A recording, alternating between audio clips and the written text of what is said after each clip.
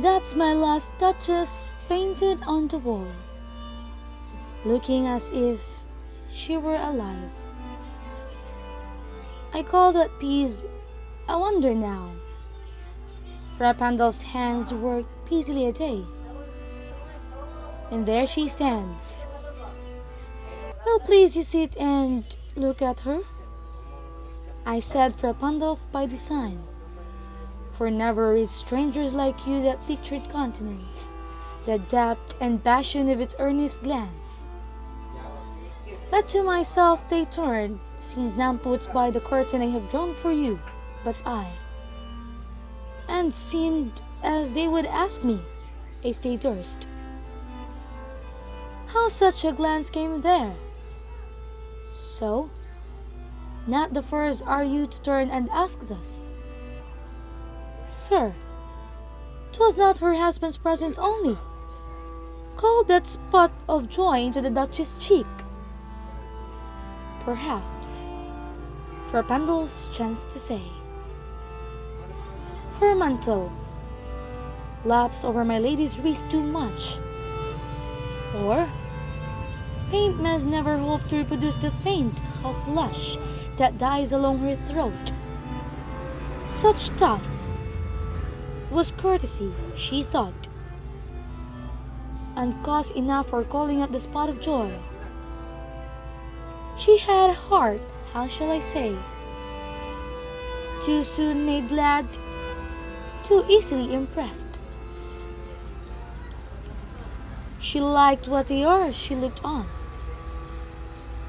and her looks went everywhere.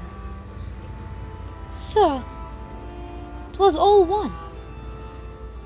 My favor at her breast, the dropping of the daylight in the west, the bough of cherries some officious fool broke into the orchard for her, the white mule she rode with around the terrace. All on each would row from her alike the approving speech, or blush at least. She thanked men. Good.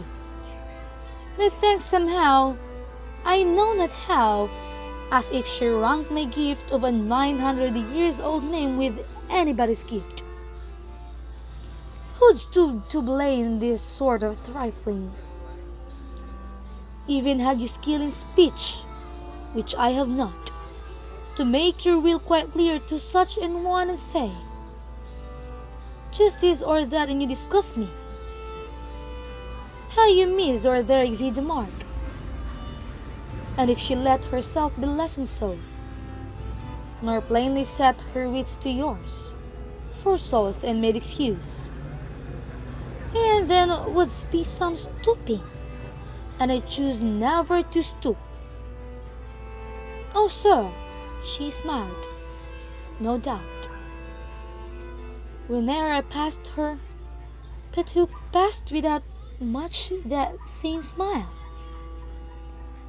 This grew, I gave commands, then all smiles stopped together.